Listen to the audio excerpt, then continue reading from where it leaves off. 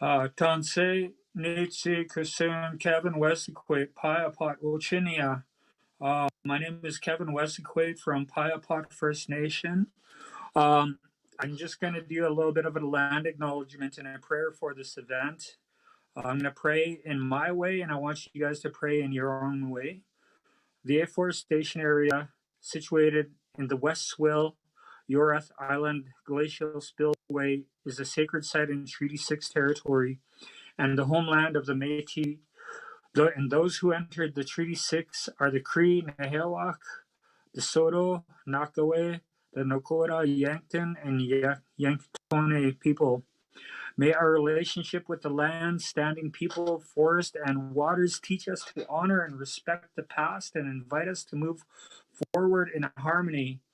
May we all come together as friends to find inspiration and guidance from our histories, our languages, and culture, and broaden our understanding and community collaboration for the present and for the future. And these are in the words of Richard Barback. Our future is in our children. The future of the world is in their hands and in the hands of their children. So let us train them wisely and see that the understanding and appreciation of trees is part of their heritage, meaning that, we have to do our best to educate not only ourselves, but our children. For me, it was always taught that we have to value the youth and hold them in high regard as much as possible, and at every moment that we take that. With this prayer, I just want to offer you guys a moment to reflect and take a moment of silence while I say some prayers for the land, because the land is really vital in regards to maintaining our futures and our present, our languages. For my ancestors, Nehewan, Nehewak ancestry. And I pray to, all four directions, to heaven and to earth. And I pray for our children's in the future that they have the knowledge that was given to us and we're able to share it with them in a good way. And I pray that, we could all move together in a good, positive way. And I pray that Mantu will hear our prayers today above this, the environments that we're in. And unfortunately, we can't be together, but we can take a moment for ourselves and pray with good hearts and have ourselves a blessed, beautiful day in our own way. We have to be all accepting as nature changes sometimes, we have to understand.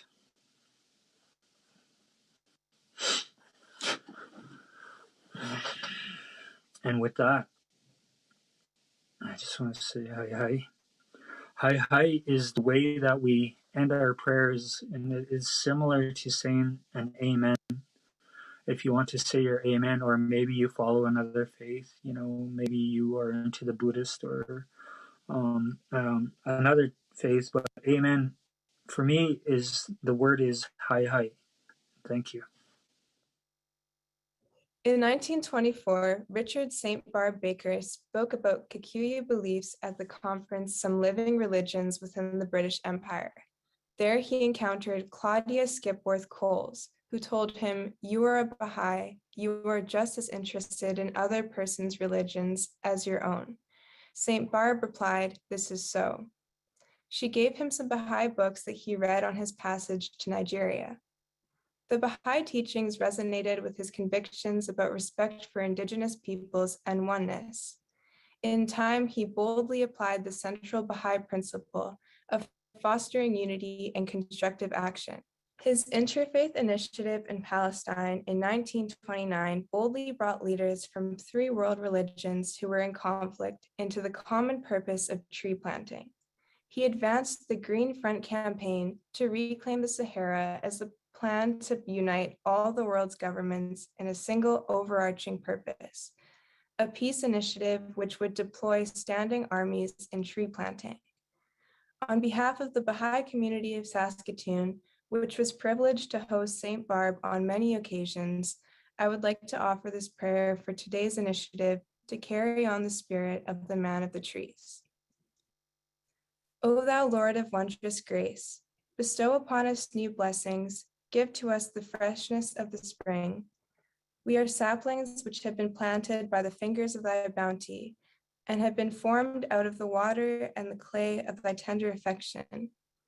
We thirst for the living waters of thy favors, and are dependent upon the outpourings of the clouds of thy generosity.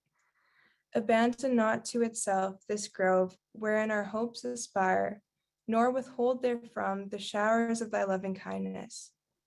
Grant that from the clouds of thy mercy may fall copious rain, so that the trees of our lives may bring forth fruit, and we may attain the most cherished desire of our hearts.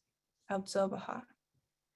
Thank you for allowing me to offer this prayer on behalf of the Baha'i community, and I hope you have a lovely event.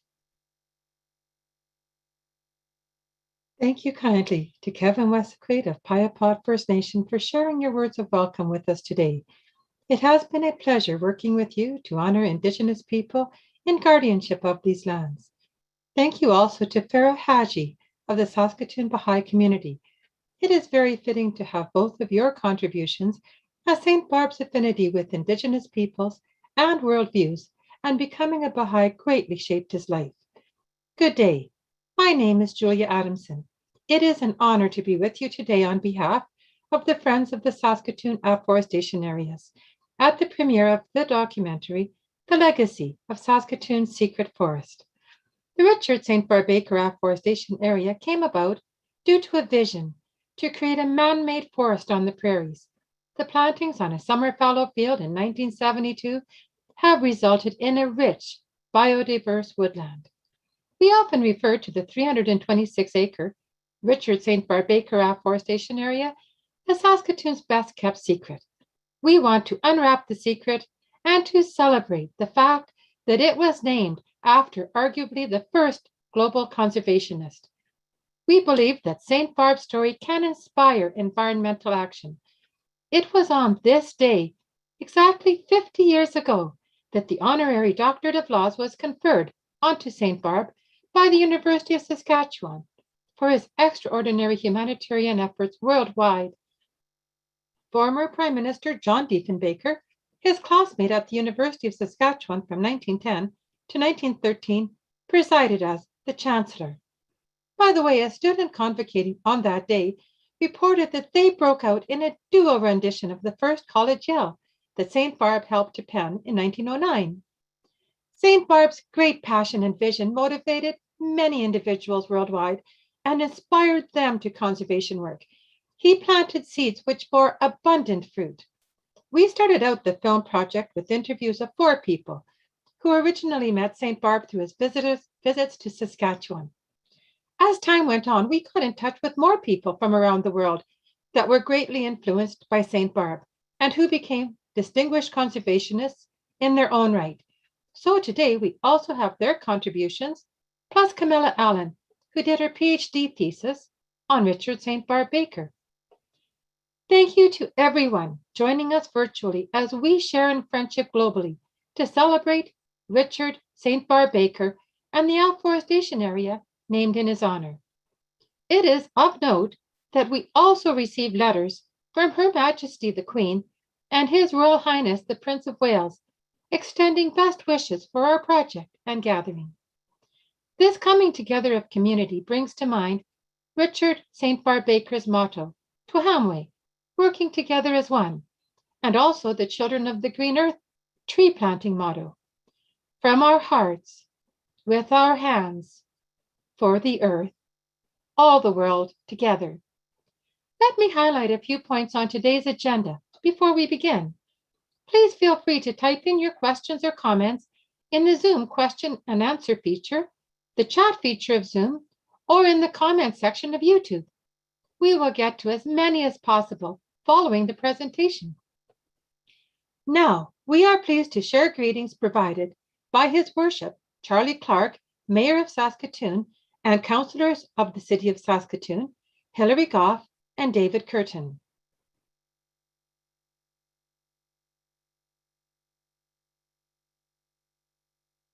Greetings, everybody.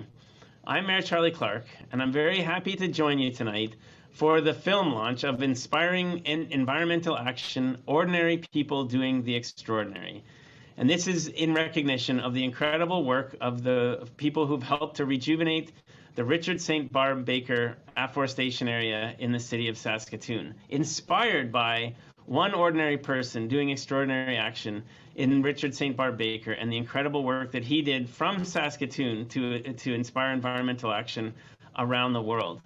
And so I want to take this opportunity to thank Julia Adamson, the Friends of the Richard St. Barb Baker area, and all of the people and volunteers and organizations that have helped to get involved and do the work to make the Richard St. Barb Baker Aforestation area an incredible gathering place for our community, a place for us to be rejuvenated in nature, to go fat tire biking, cross-country skiing, dog walking, and bird watching, and all of the other great activities that go on. The spirit and the theme of this event, that any one person who has a passion and a dream and can bring other people together to do action, can really make a difference in the world. I see that in you, Julia Adamson, and your passion for this, and how you have been such a champion for the work that's happened here, as well as people like Jeff Hain from the Fat Tire Bike Brigade, who's been an incredible leader in helping to bring people to the area through fat tire biking. There are so many people in our city who are built on the same spirit of Richard St. Barb Baker as ordinary people doing extraordinary things. And so all of you who brought this event together here in our city tonight, so that people can be inspired to do that work, this is a time when we need that hope. We need inspiration. We need that leadership. And we need reasons to look forward to a strong, sustainable future here in our city. So have a wonderful night. Enjoy the film, and thank you for letting me be a part of it. Take care. Hi, thanks for having me at this event. My name's Hillary Goff. I'm the City Councillor for Ward 2, and I'm so grateful to have been invited to join you in celebrating the milestones of the naming of the Richard St. Barb Baker Aforestation area and celebrations of the contributions of Richard St. Barb Baker in our community here in Saskatoon. On behalf of my colleagues on council and Mayor Charlie Clark, congratulations and thank you for everything you do to celebrate this jewel in our community. Well, thank you, Julia. And you know what? Thanks you and your team so much for what you have done with the Richard St. Barb Baker Aforestation area, the George Genereux area as well. This is an area where I get connected to Mother Earth. This is, and I do it every morning and just about every evening, where my dog Phil and I walk out there. Don't tell anybody who does bylaws in the city, okay? But my dog Phil and I walk out there, and the peacefulness of which I feel, the serenity of which I feel in that particular area is unbelievable. And I don't have to drive 20 minutes or 2 hours to get to it. For me, I live on the west side of the city. It's literally a 10-minute drive to get out there. And you know, Julia, when I first started going out to that area, I had no idea that it was the Richard St. Barb Baker Aforestation area. I just knew that it was a bush, and that's where I wanted to take my dogs at the time. And it was full of junk, abandoned vehicles, and I mean, we could still see the trails, the vehicle trails in that bush. And the garbage that was strewn, because it is near the landfill. And of course, if the landfill was closed, people would take the garbage to the nearest area, and that happened to be that bush. But you, Julia, and your team, you've done an amazing job of turning that into a pristine area. You've spent many hours cleaning up that area, and you continue to do that, especially now over at the George Genereux site, which is basically west of Highway 7. I hope people understand how important this is, that we have this little area, this little oasis right on the edge of our city. As a matter of fact, that's what the whole idea of that forest belt was going to be. That was the plan. I think it was back in the 70s, right? That the city was going to grow a belt of forest or a bush around the city. Well, this was the beginning of it. It never turned into fruition. The city keeps growing, of course, and those sorts of things. But I'm glad they did. I'm glad that Richard St. Barb Baker was involved in this. And every single day, I thank you as I take that walk out on that particular area and as I connect once again with Mother Earth. You know, I'm not a conservationist, Julia. I'm just a regular guy, but I've become a bit of a conservationist because of the actions of you and your group. And that's why I just love to be able to support and celebrate what you do here this evening. Perfect. Good day, everyone. And on behalf of Meewasin Valley Authority, our team, our board, volunteers, and donors, we want to welcome you to the legacy of Saskatoon's secret forest. Our relationship with the Richford St. Barb Baker Aforestation area is it is part of the Meewasin Valley jurisdiction. Meewasin is mandated to conserve and protect, educate, and develop on the cultural and natural resources within the city of Saskatoon and out into the rural municipality of Corman Park. So back in '79, that Richard St. Barb Baker Aforestation area was transferred into Meewasin, and in '85 we went through the formal naming process of that site.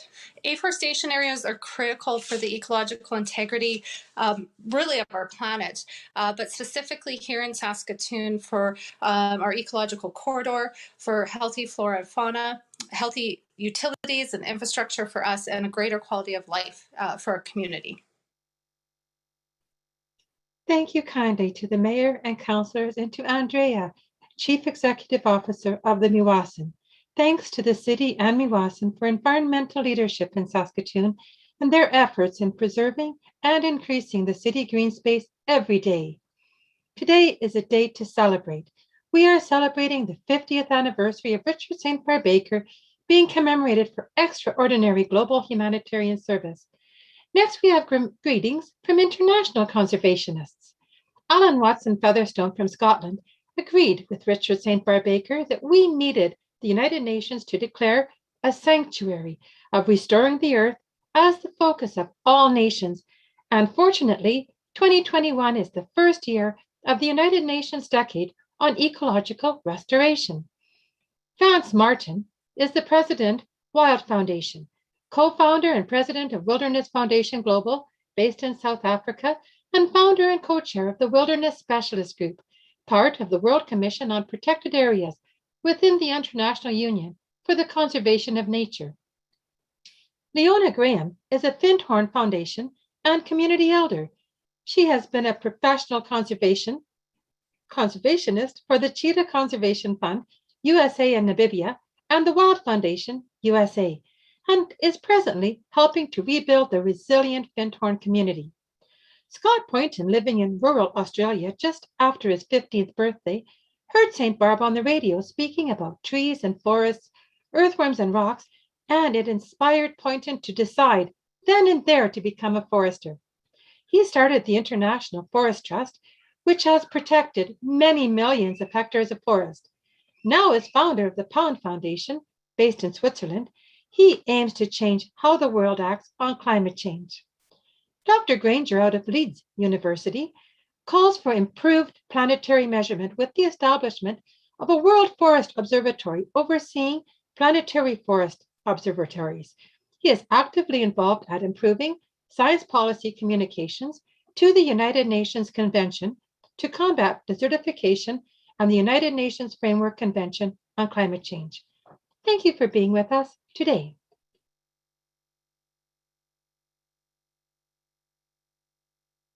My name is Alan Watson Featherstone, and I live at the Findhorn community in the northeast of Scotland, and I'm very happy to be part of this event with all of you today. So hi to everybody out there, and to all the network, the vast network of people who were touched by the work and life of this remarkable man, Richard St. Barb Baker. I met him twice when he came to Findhorn in the late 70s and early 80s, and had the privilege of spending time with him, and he directly inspired me. I showed slides as an introduction to a talk he gave, and he said, "You should do a calendar about trees." And I did that. I made a calendar about trees, and then went on to found an organization to help restore the Caledonian forest in the Highlands of Scotland, Trees for Life, which is now well known internationally and has had a major major impact on Scotland in terms of planting trees, enabling trees to regenerate naturally. And I feel like I'm one of a great sisterhood and brotherhood of people who were touched by this man. And whenever I meet other people, it's like, even if I don't know you before, it's like meeting a kindred spirit, and we share the same vision, the same passion. He was a visionary, way ahead of his time. And I think that was partly due to his spiritual background and training as a Baha'i, really caring for others, caring for the planet. And he was also ahead of his time, I think, in recognizing, even before James Lovelock formulated the Gaia hypothesis, that the Earth is a living being and that we need to care for that living being. So it's great that this event is taking place today to celebrate his life, his accomplishments, and I offer my best wishes and greetings to all of you out there and to everybody like myself who's helping in some small but nonetheless significant way to fulfill his life work and his vision for the future. We need lots more of us to do that in the world. Hey, everybody. My name is Vance Martin. I'm president of the Wild Foundation based in Boulder, Colorado. We work globally on nature conservation issues, trying to bring people and nature together, save some wilderness. I just wanted to thank all of you for being here on such a special occasion, and all of the organizers for making a fuss over a very special guy who certainly impacted my life. He was my, as he was for many people, arboreal sort of guru, mentor, and also about other things, just about life. So I was fortunate to spend more time with him. So for this event, I really am supercharged with gratitude for everybody that's doing it. And for the panel, thank you all. And there's no doubt that my work with conservation around the world over these 40 or 50 years now has been dramatically impacted by St. Barb Baker as a person, as a man committed to spirit, and as a man committed to nonstop movement on behalf of the message of the trees. Thank you. God bless. Well, I'm very honored to be part of this honoring of my old friend, St. Barb. Knowing him from our time in the Findhorn community was a great blessing to myself and to the members of our community, because he brought the gift of knowledge of trees to us. And we knew about it, but we knew a lot more about it with his presence, because as some of the others might say, he was like a standing tree amongst us. He was reminding us about the force of nature and the consciousness of nature, which is very much at the roots of the Findhorn community and our founding. So I'm sorry I can't be with you in person, but as a Canadian myself, I'm so glad that you are doing this in his honor. And I hope that many people in the world will get to know more about St. Barb, because I think he deserves that recognition. The man of the trees. Well, thanks very much for inviting me to participate in this amazing event, celebrating the life of Richard St. Barb Baker. And I hope that in celebrating St. Barb's life, the inspiration that he gave me throughout my life can be shared universally and globally. And his life and legacy can inspire us now to greater action to protect forests and the planet in general. I'm very pleased to be allowed to contribute to your sessions today. I know how important not only Aforestation was to St. Barb, but also Saskatoon. He often mentioned his very good friend, President John Spinks of the University of Saskatchewan, to me. And I had the great privilege of meeting Dr. Spinks in Saskatoon when I visited the university in the mid-1990s. I've only been to Saskatoon once, but I hope that my virtual presence here today will encourage you in your very important efforts. Thank you so much. Welcome to anyone who has just joined, and thank you for being part of this momentous occasion. We are celebrating a deep and rich heritage, raising awareness of the importance of protecting trees and sparking action to care for the environment. Please feel free to type in your questions or comments in the Zoom question and answer feature, the chat feature of Zoom, or the comment section of YouTube, and we will get to as many as possible following the presentation. The documentary you are about to see includes some great historical footage of St. Barb and interviews with the following people. Robert White first met St. Barb as a result of receiving a prize St. Barb set up at his alma mater in 1972. St. Barb showed great interest in his master's thesis on deep ecology and invited him to come from Toronto to meet in Saskatoon in June of 1982. After speaking at the tree planting, he was with St. Barb in the following days and at his passing. He says, St. Barb taught me about oneness through what he said and how he lived, but understanding that has been a lifelong pursuit. Paul Hanley is a writer with a focus on environmental issues and a biographer of Man of the Trees, Richard St. Barb Baker, the first global conservationist. Hugh Locke met St. Barb in Regina around the same time as Paul Hanley. Soon after, while living in London, England, in the 1970s, Locke assisted St. Barb by providing a place for him to stay while in England and organizing the itinerary for St. Barb's global trips. During that period, St. Barb circled the globe several times as he continued his crusade to save forests and motivate tree planting. Locke became literary trustee for Richard St. Barb Baker's books and writings and became trustee of his estate. Locke now lives in New York and heads the Smallholders Farmers Alliance in Haiti, where he applies what he learned from St. Barb. Dr. David Van Vliet from Manitoba assisted St. Barb on his various visits to Saskatoon. As the secretary for the Saskatoon Baha'i community, David organized tree planting ceremony on World Environment Day, June 5th, 1982, at the Diefenbaker Center.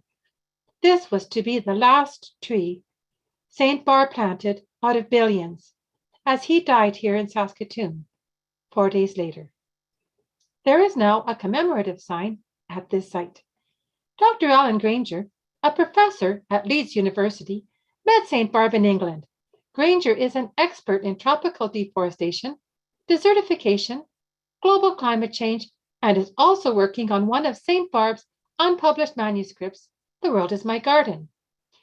Leona Graham from Scotland has a strong background in the environmental field, working as Program Director for the International Centre for Earth Concerns, Program Coordinator for the 6th World Wilderness Congress in Bangalore, India, and is now Special Projects Manager for WILD Wild.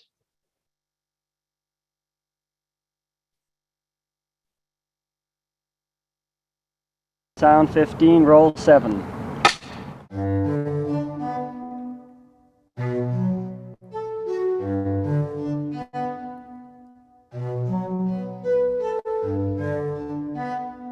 On the outskirts of Saskatoon lies a 326-acre forest called the Richard St. Barb Baker Aforestation Area.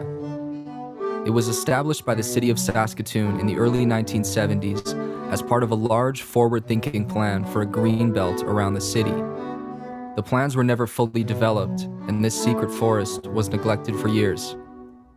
In 2015, a cleanup effort was initiated by members of the Saskatoon community. Tons and tons of garbage, shingles, oil, tires, and needles were removed by 70 members of the community. Over the next 5 years, they would quietly develop this secret forest into one of the most beautiful urban habitats. The most unique aspect of this story and these community members are that they all share a similar mystical reverence for the man of the trees, Richard St. Barb Baker. This is the legacy of Saskatoon's secret forest.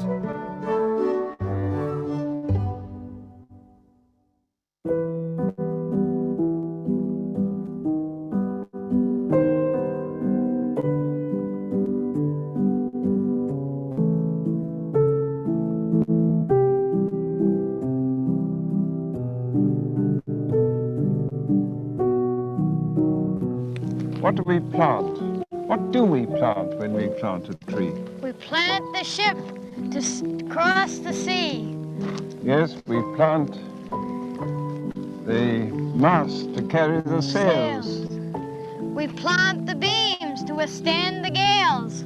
I think it's fair to say that St. Barb was the first person to view the entire planet as a living organism that needs conservation on a global scale. He was the first person to think of the world's forests as having a global function. I remember thinking he's kind of like a wizard. He'd kind of draw you into his stories, often dropping names of the famous people he had met, kings and queens and chiefs and presidents. So there was this kind of compelling story of his life that really attracted people. St. Barb was a complex person and someone that you can read in many different ways according to who you are. St. Barb had been trained as a soldier. He'd been trained in theology, in science, and in forestry. And so all of these different strands of his training really came to the fore in the image that he presented to the world. Nos Deo, we thank thee, O God, that we who have no skill or power to paint or sing may yet express by humble toil creativeness, not ours to trace the loveliest flower, nor translate into melody the music of a leafing tree, but we can plant, and planting make pictures. He'd obviously learned a lot from his father, who was a pastor, and St. Barb was a preacher too, so his ability to speak was very important. One of the reasons he was in Saskatchewan was that he had a long-time relationship with the province. He'd come here in the early part of the 20th century as a homesteader, and he had a homestead out at Beaver Creek just outside of Saskatoon. He was a very avid horseman. He made his living partly by buying and selling horses. He grew up as a Christian, was actually in Saskatoon studying at the Divinity School. Then he became associated with the First Nations people there and started to learn a different way of looking at nature. And so throughout his life, he always credited those people as kind of giving him the inspiration for his really deep ecological views. Part of what I came to realize as St. Barb's genius was that he was able to figure out how to introduce tree planting and environmental responsibility and make it part of the culture of the people he was working with. So often environmental messages or tree planting, they're imposed into a community with the suggestion that it'll be good for you, trust me, just do it. But St. Barb always took the time to figure out how do you make tree planting, environmental responsibility part of the culture of any given community so that they own it and it lives on in that culture as a permanent feature. And to me, that capacity was true genius. It first took form when St. Barb was working in Kenya in the early 1920s, and he was trying to encourage the Kikuyu tribespeople. He approached them to say, why don't you plant some trees? But they weren't particularly interested. And so he realized that within their local farming culture, every important activity was accompanied by a dance.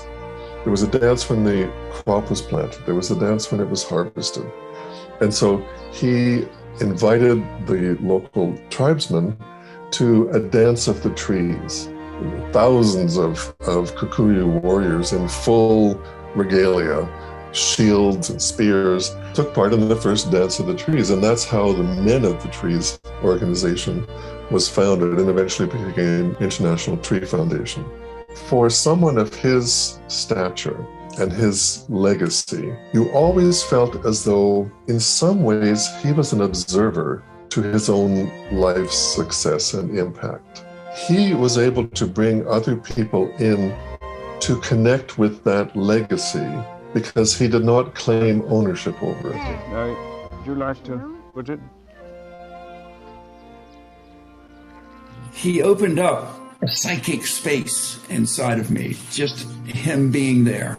I could just kind of think about St. Barb and go sideways into this, like, what I call a tree portal. As a child, he had this kind of ecstatic, mystical experience in the woods near his farm where he just felt totally a kind of a cosmic opening. One thing that keeps recurring and is obviously very important is the Baha'i. And we really haven't said anything about it. I wonder if you could tell us about, just what the essence of Baha'i is and what it means to you. It's the main theme is the oneness of mankind, the oneness of all inspired religion, and the importance of independent investigation of truth. I'd first been drawn to the Baha'i faith in the highlands of Kenya in 1921, I suppose, when I was seeking for something to satisfy my other side than scientific nature.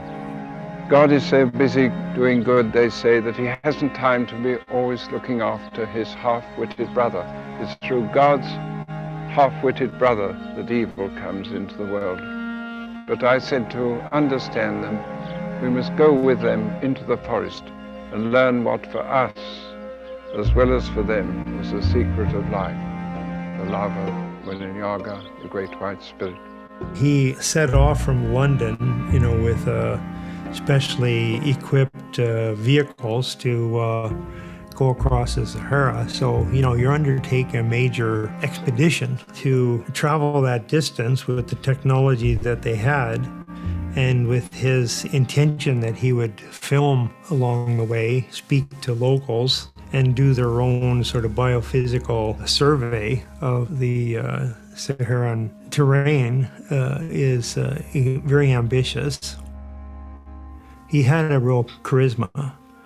He was able to recount stories in detail to the extent that afterwards, when you read his books, a number of those stories would be almost verbatim from his written accounts. He could move from one episode of his life to another and regale an audience with descriptions and stories. I'm putting forward Sahara reclamation as a one-world purpose. It's something big enough to need the concerted action of every country.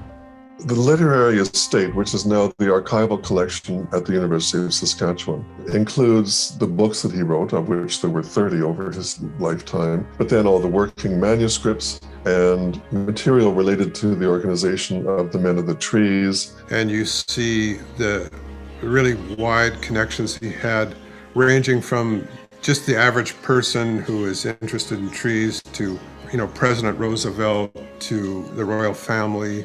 And he was active right up until the last day of his life. I was certain that the Sahara Reclamation Program would unite the world, that he wrote these lines: "Join hands, ye nations, this is the last call.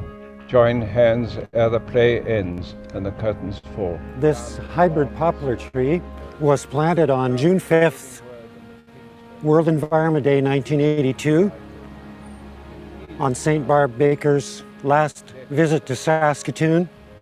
St. Barb Baker had arrived quite ill, worn out, I guess you could say, in his 92nd year. We all would remark that how can this man keep going? And that was sort of inevitable that probably this was his last trip and he's gonna die along the way, But just as we were getting him out of bed, our flight was for 11. About 9 o'clock, he died in our arms. It completes a very big circle. He died in a place that he felt very close to and was important to him. St. Barb had many times told me that he wanted to be buried beneath 2 tall pine trees. The Baha'i community took charge of the arrangements for his burial, and it happened that the Baha'i community owned a plot in one of the old cemeteries in Saskatoon. And wouldn't you know, there are 2 enormous pine trees just next to the grave where he was finally buried. St. Barb did the very first thing that tree huggers are talked about. He went out and hugged a tree and said, "This is how I recharge my batteries. You have to have a special tree friend." And just feel the energy coming up from the ground and recharging your whole being. And that's why he developed that, what he called the message of the trees. Stand firm, your roots going on down the ground, feel your groundedness. Stand firm. Grip hard. Thrust upward to the sky like a tree. Wave your branches. Bend to the winds of heaven and know tranquility. He understood the power of myth and symbol. And of course, the tree is a symbol throughout history in all religions. And he drew on those images when he spoke so that he energized people at a deeper level, at an archetypal level. Make of me a hollow reed from which the pith of self hath been blown, that I may become a clear channel through which thy love may flow to others. In the trees, the Lord is loving to his little birds, the linnets and the finches and the nightingales. They people his pavilions with nests and with music.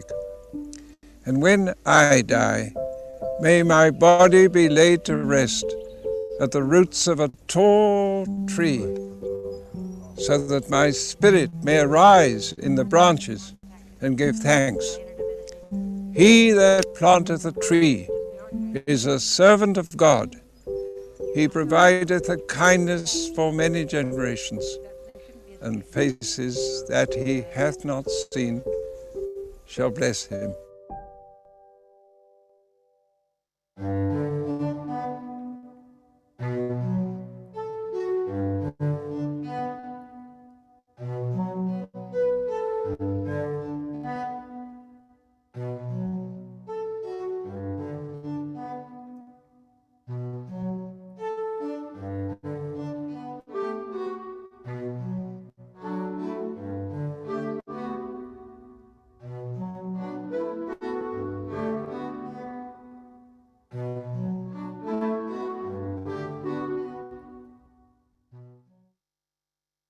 Thank you.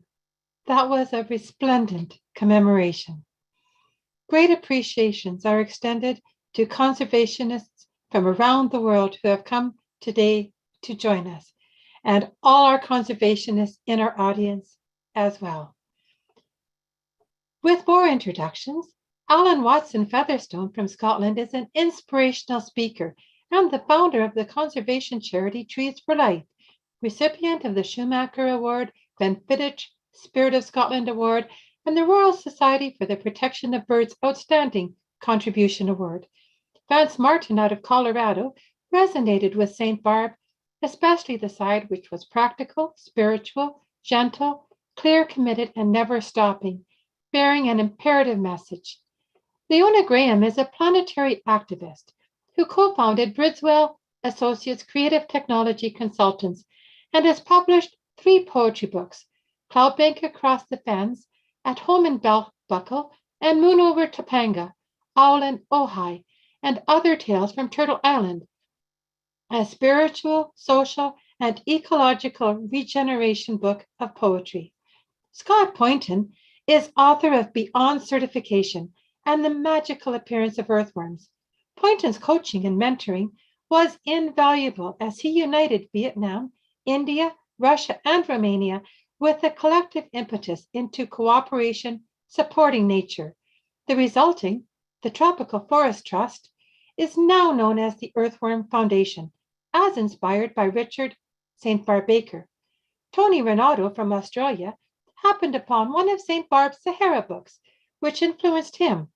He is now referred to as the Forest Maker, saving lives, and awarded the Order of Australia and the Alternative Nobel Prize in Stockholm for farmer-managed natural regeneration. He is an Australian agronomist discovering a way to grow forests without planting trees. Dr. Camilla Allen from England, in her master's and PhD research in landscape architecture, turned her attention towards spiritual values and the human impact on the environment, and she's following the threads of Richard St. Barb Baker's life. And we're going to look forward to hearing the song To the Planters of Trees by Nancy Ward, an honourable and fitting tribute to Richard St. Barb Baker.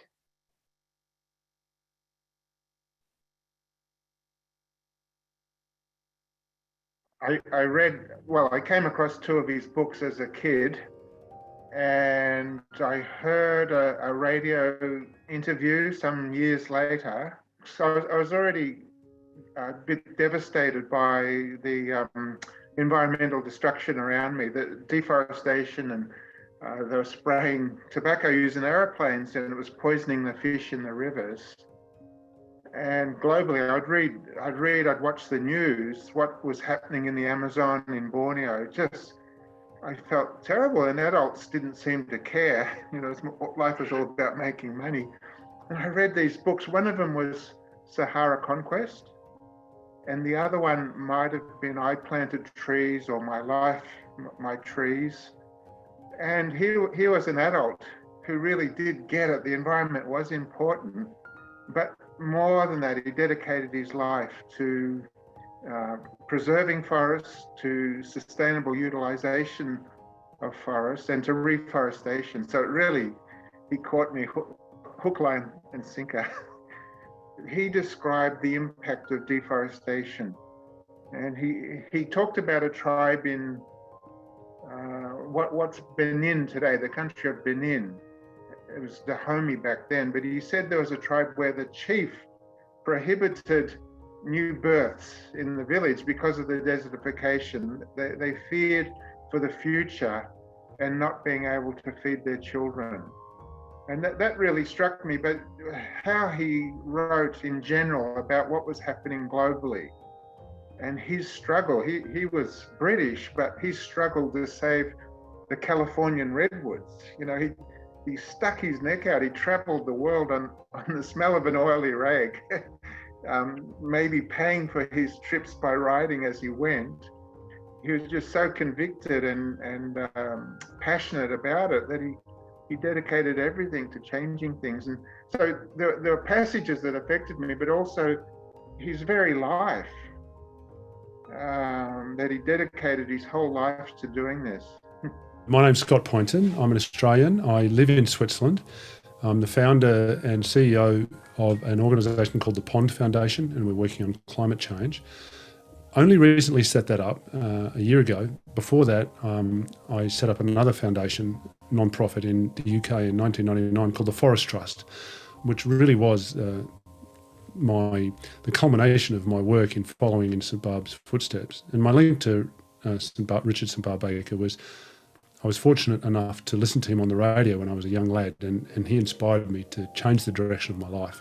I was 15. In fact, it was 3 days after my 15th birthday, and as a young lad living in rural Australia, I don't know what I was doing inside. A few years earlier, a program had started in Australia called The Science Show, and hosted by a wonderful man called Robin Williams, and it's still going more than 40 years later.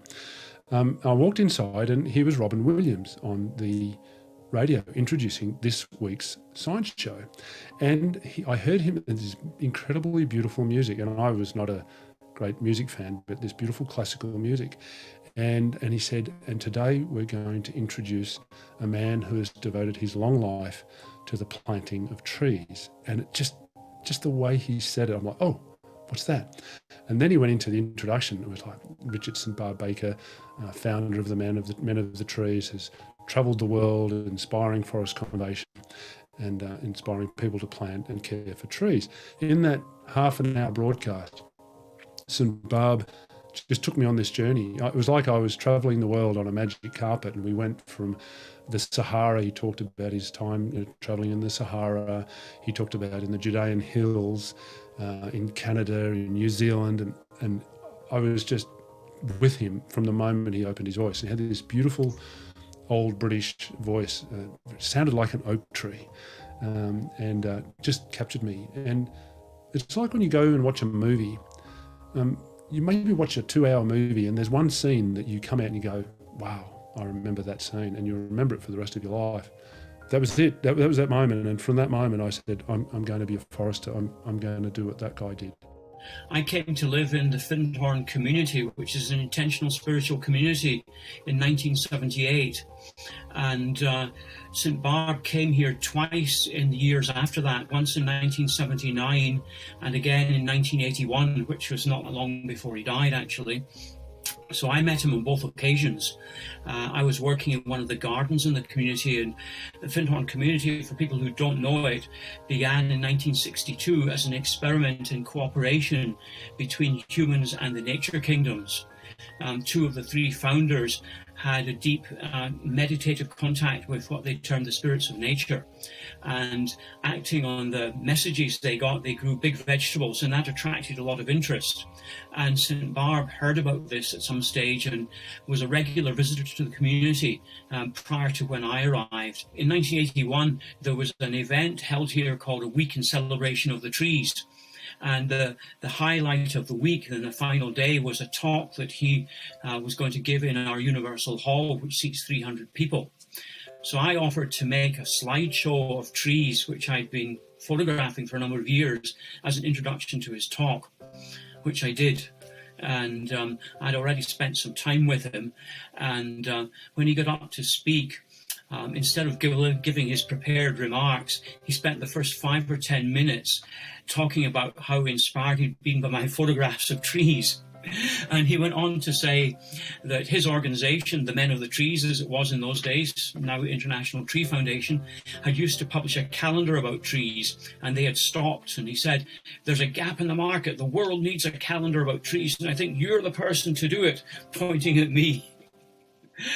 And I'd actually had an idea about doing a calendar about trees, but I hadn't told anybody about it. So suddenly it was out in the open. So that was one of the ways in which he had a huge effect on my life. That goes back to 1981.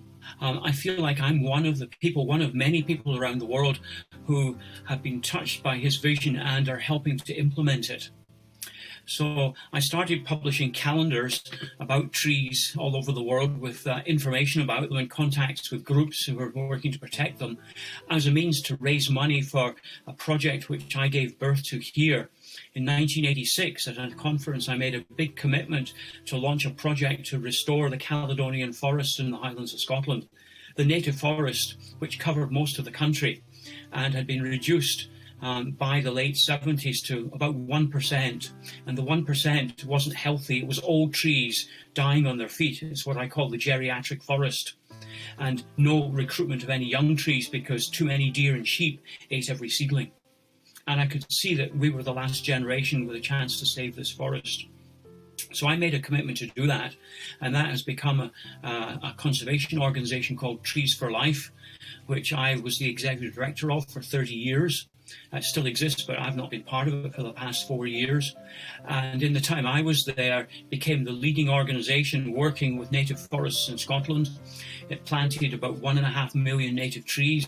It helped many hundreds of thousands of others to regenerate naturally that are already there, just protecting them from deer and sheep. Inspired thousands of people who came to volunteer, inspired other people to go and start similar projects elsewhere, and took on ownership of 10,000 acres of land, 4,000 hectares of land for natural forest recovery and what's now called rewilding, ecological restoration. I feel like there's this community, this network of people who were touched by the work of this man. He's left a huge legacy and impact on different people all over the world. I'd met St. Barb in the early days. I knew other people who had met St. Barb. We called him St. Barb. The man of the trees, we knew him as. I got to know him as a personal friend, looking after him while he was here, and he was a raconteur. He was a storyteller. He loved to tell you all the stories. You really had to be a listener to appreciate him, because he would go on, you know. But it was all wonderful. You just sort of sit there, and I was so privileged because he got to like me enough that he suggested maybe I go off and travel to all these amazing places. And I said, well, how are we going to fund this? And he said, oh, you just go to the airlines and they'll be inspired by what we do. He was a positive thinker, like like our founders were. He didn't see any obstacles. You know, he had a vision about the trees on our planet way before other people were being called environmentalists. He wasn't. It was just in his being. And he also, his faith was Baha'i. So he had a spiritual understanding of life. I met St. Barb at the Findhorn Foundation in 1975. And every time he came, I was his personal sort of assistant.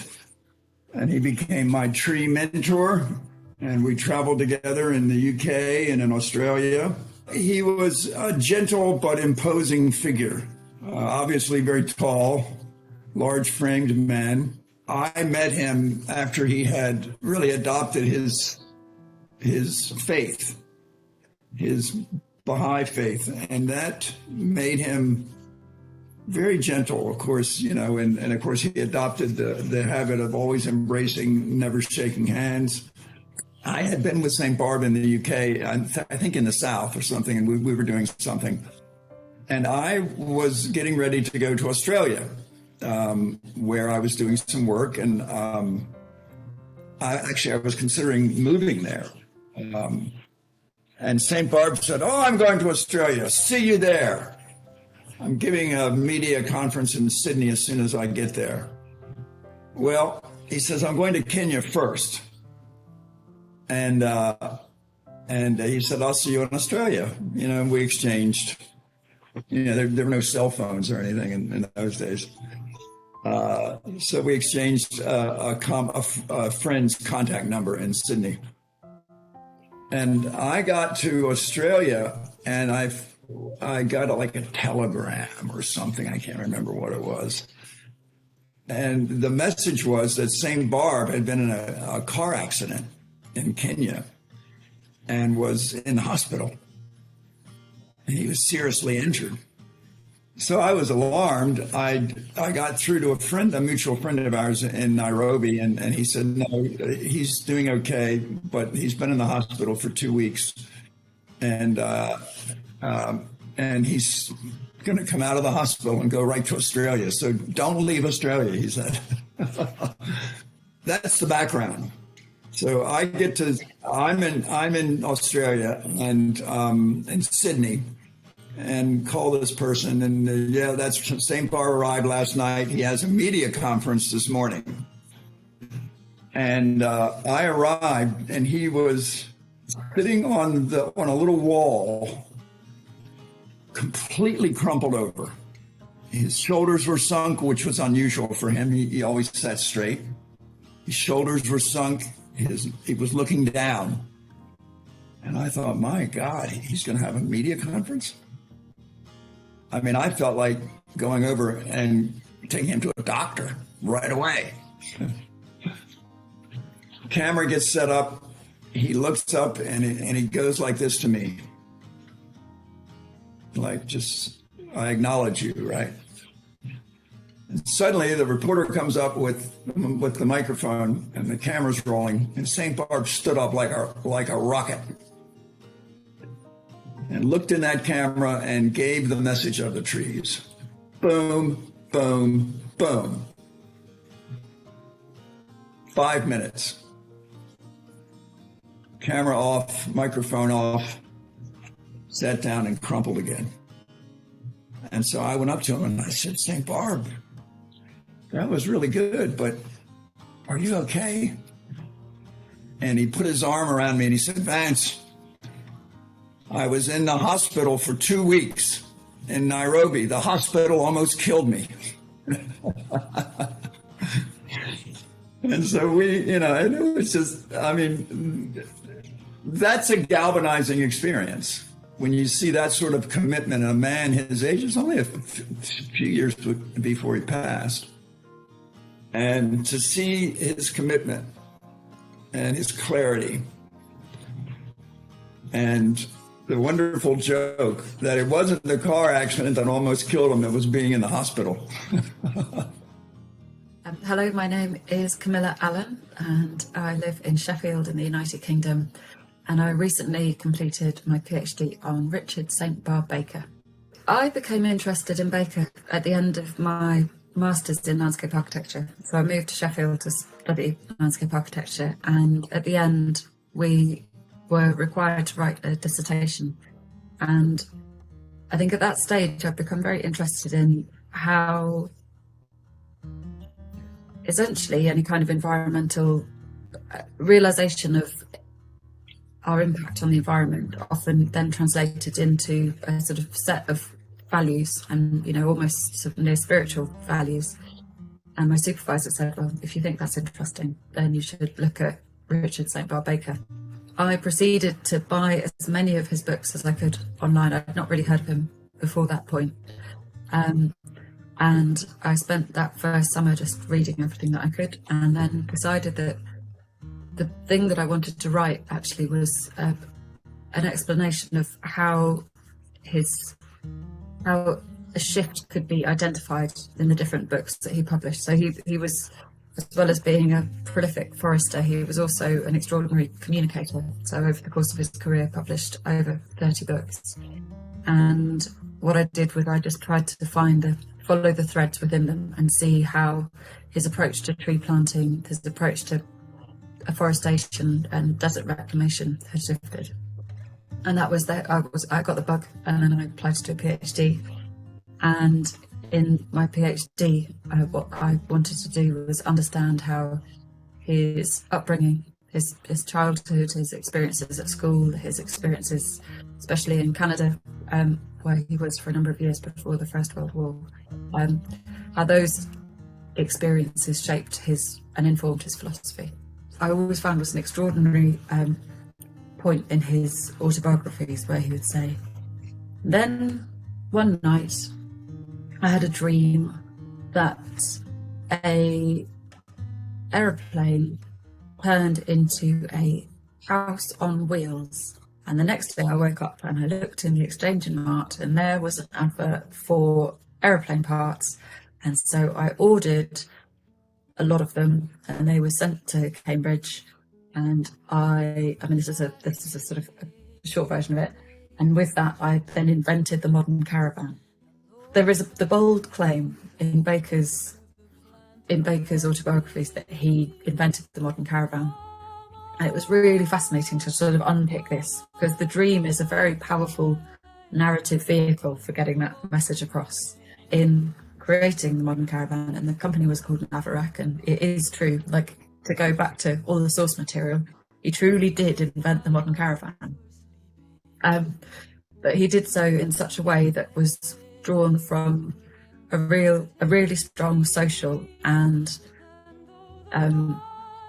economic ethos, as well as just this dream of a house on wheels. There's a lot more to unpack about the sort of the challenges and the values of the time. So that's my favourite thing about it. Well, it's not my favourite thing, but that's one of my favourite stories.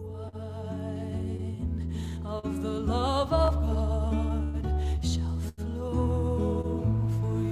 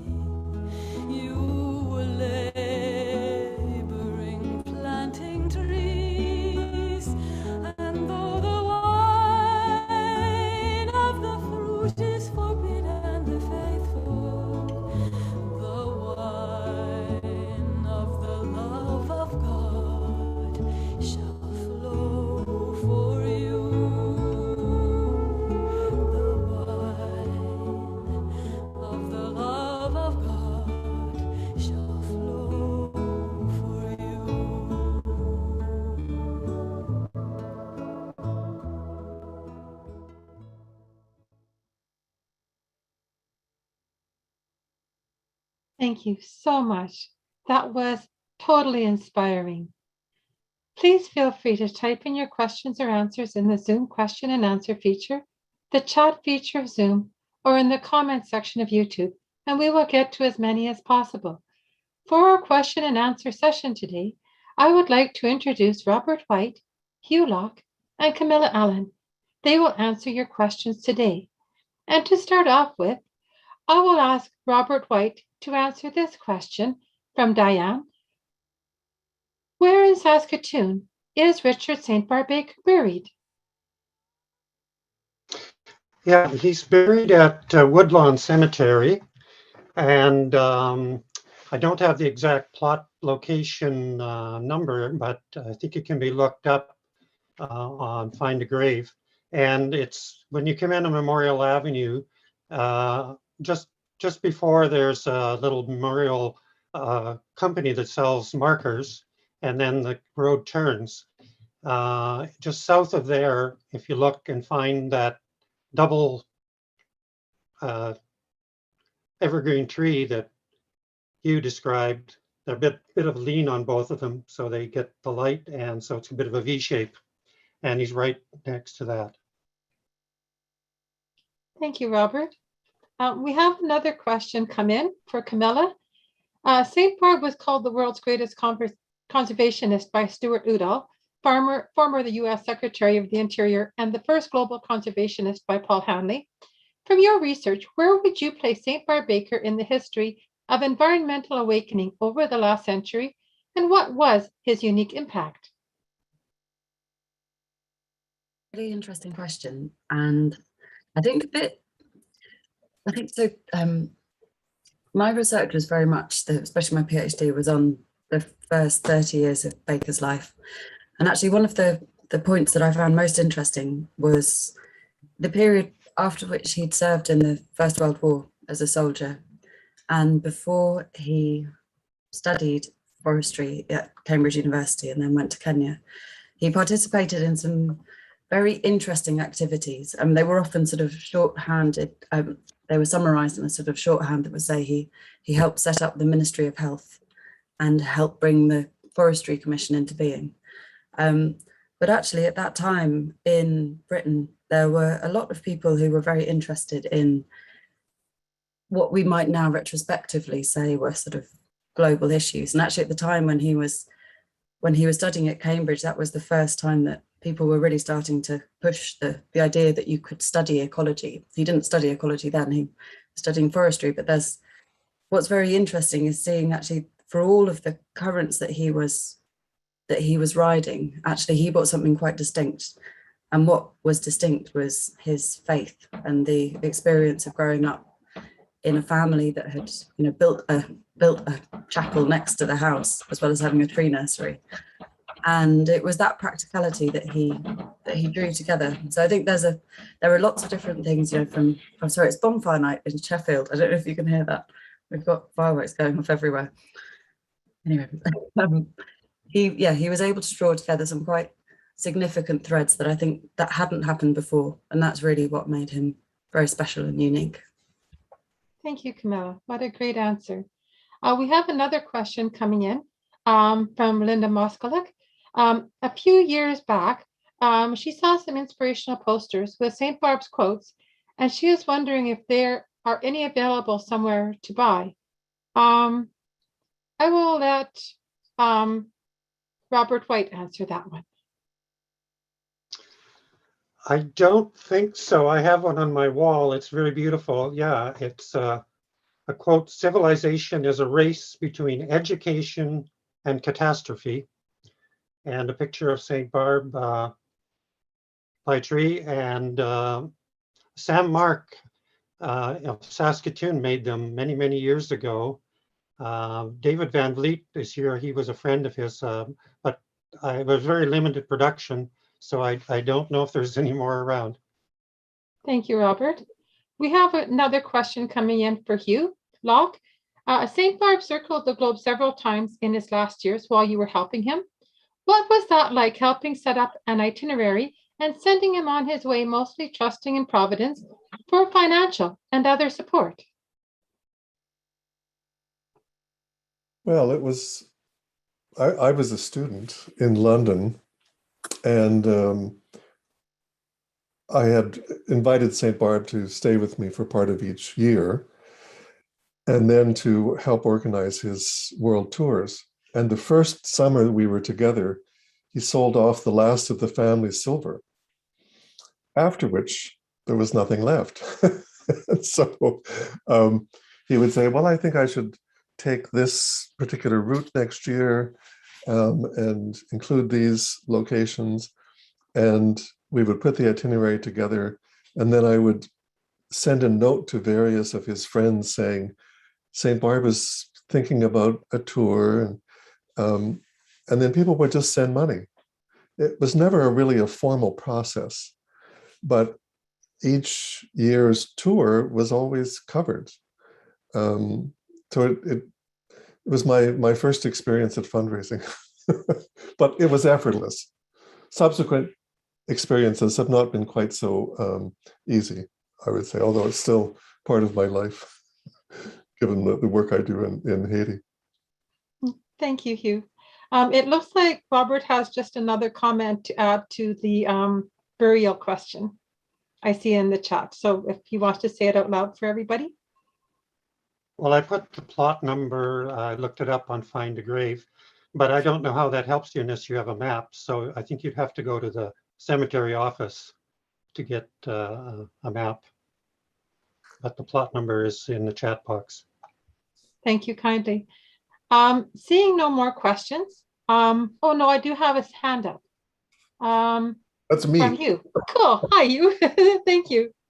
Well, first of all, to say thank you, Julia, for the effort that you set in motion and for all the people who helped you put this together. It was a wonderful and inspiring afternoon of remembrance of St. Barb. I wanted to just let people know about the recent developments with the Baker collection at the University of Saskatchewan. Part of my task with St. Barb for the 6 years or so that I was associated with him, I encouraged him to get together all his papers and things, which were scattered in attics and garages and other locations across England. And so systematically, we gathered all this stuff together. And then when he passed, I set it up with the University of Saskatchewan that they would host the archives, guided by the late John Spinks, whom Alan referred to earlier. He'd been president of the university, was a great friend of St. Barb's, and a very wise man. Anyway, he assisted in setting it up. So now the archives, in anticipation of next year's 100th anniversary of the founding of the Men of the Trees in 1922, subsequently became the International Tree Foundation. So we've been working to digitalize the collection, and the website is just up now. I'll put the URL in the thing. And now the whole collection is not yet, oops, what am I doing here? Oh, I'll put it in a minute. The whole collection isn't available yet online, but the website itself is up, and then soon the digitalized elements will be available for search. Right now, the Baker collection, as it's called, is the 4th most visited and requested collection at the University of Saskatchewan. And so they were very receptive to the idea of expanding the online presence, which will then open it up to a lot more research.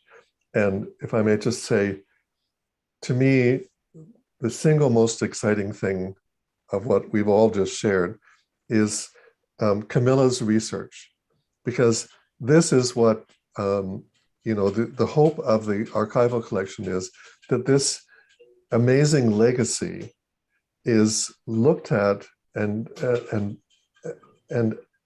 elements distilled, lessons learned, best practices understood, but applied to a new generation of people who are emerging as leaders in this area. So thank you so much to Camilla for her original research. And let's hope that there's a lot more examples of that.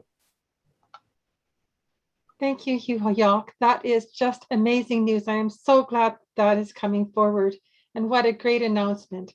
I'm glad you put the link in the chat group. It's just stbarb.library.usask.ca, and we'll make sure that when we have the video going live for everybody, that the link is in the with it. So that is fantastic.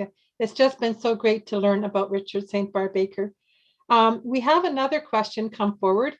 It says, are there any ongoing afforestation incentives or projects in the province for developing new forests, such as the Richard St. Barb Baker Afforestation Area or the George Jenner Urban Regional Park? Robert, I'll let you answer that one because you're the local panelist here. Well, unfortunately, I don't know of any public ones. I mean, there are individual landowners that have taken that direction, over various areas of the province. There used to be a woodlot owners association that encouraged that type of thing. Agroforestry is a growing field, but as we know, the government-funded tree nursery known as the PFR8 Shelter Belt Nursery closed down in 2013. And so it's really the private sector that's the source of trees. The University of Saskatchewan has a program very much encouraging shelter belts and has a shelter belt planning tool, but it can also be applied to larger scale plantings. In terms of how much carbon a planting would take out of the atmosphere. And if there is a offset program, encouragement for people to plant trees, then you could calculate, how much money you could actually get back through the carbon offset program. So there are movements in that direction. Thank you, Robert. That was a great answer. I have another question, and this one will be for Camilla. Camilla, sorry about that. Is Camilla's dissertation on Richard St. Barb Baker available online? Sadly, it's not available online. It's embargoed actually until 2024, but that's with the hope that I find a publisher for it, because what I'd like is, one of the things that I found is that Baker is actually very often misunderstood, and actually, his name is misspelt. When he does appear in environmental histories, especially in relation to the period of colonial forestry that he was involved in, he's not easy to pin down. And so what I would like is to get my research out there, so it would be more straightforward to, really establish who he was and what he did in such a way as is a point of reference for scholarship in this field. Thank you, Camilla. At this time, I'm not seeing any more questions. I hope I haven't missed any. I don't think so. I'm just scrolling through a little bit here now. So I'm going to go into the next section. I wish to thank Robert and Camilla and Hugh, seeing as how we have no more questions, but your comments and question answering was absolutely fantastic. So in closing, first and foremost, appreciations from the Friends of the Saskatoon Afforestation Areas are extended to all of our nonprofit charity members, volunteers, sponsors, contributors, and to our speakers and presenters for their invaluable contributions on this occasion. Our gratitude goes out to all those who attended this virtual event and helped to make it a success. We appreciate the contributions made by Elizabeth Beckley, author, and Kevin Wessaquate, illustrator, and for their work in compiling an inquiry-based learning package to combine the film experience with place-based learning in the Richard St. Barb Baker Afforestation Area for students, youth groups, families, and homeschoolers. Oh, there we go. So there's one of the booklets. It's very well done.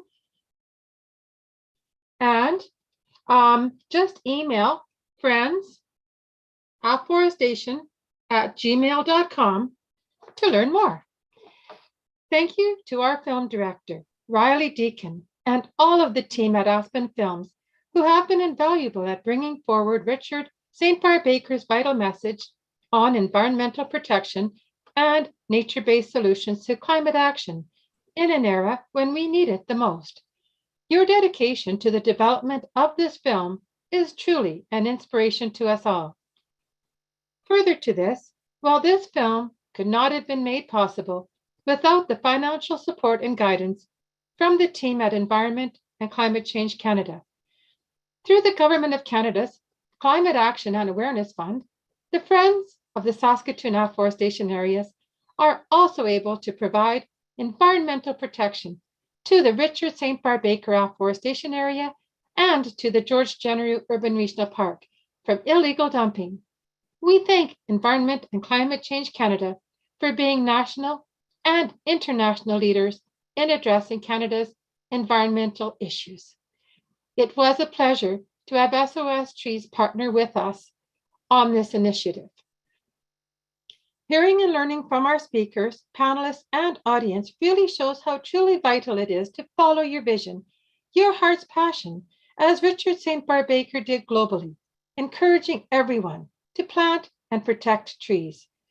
For those in Saskatoon and those visiting, we welcome you to the Richard St. Barb Baker Aforestation area and to the sister Aforestation area, George Genereux Urban Regional Park in Saskatoon. Our website, stbarbaker.wordpress.com, has a great deal of information on these sites. In 2022 will be the 50th anniversary of the planting of the Aforestation areas, and we have a celebration focused on the areas themselves. Join us if you have ideas for how to make a great birthday party for the trees. The program today is now on YouTube, so it can be shared to others and they can be inspired.